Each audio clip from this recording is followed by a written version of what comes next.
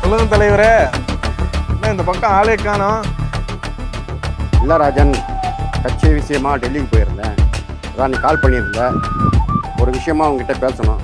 நேரில் மீட் பண்ணலாமா? இருங்க தலைவரே, டிசி வந்திருக்காப்புல.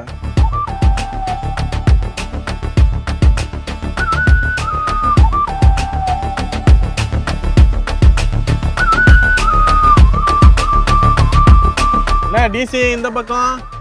ஒன்றும் இல்லை ராஜன், சும்மா சுற்றி பார்க்கலான்னு.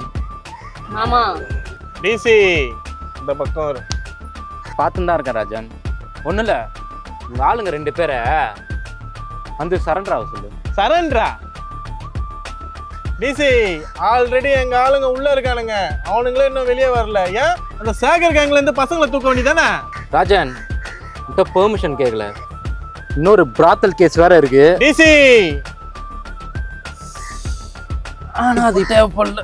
ராஜன் ஏரியால புதுசா டிசி சுத்தின்னு இருக்கான், ரொம்ப சிக்கம் குடுக்குறான்.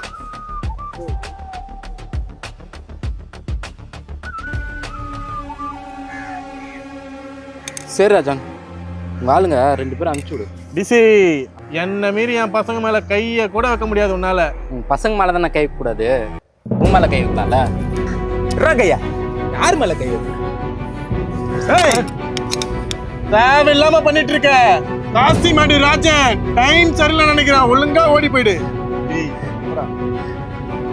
ஓ உனக்கு இவ்வளவுதான் மரியாதை? ஏய் போங்கடா.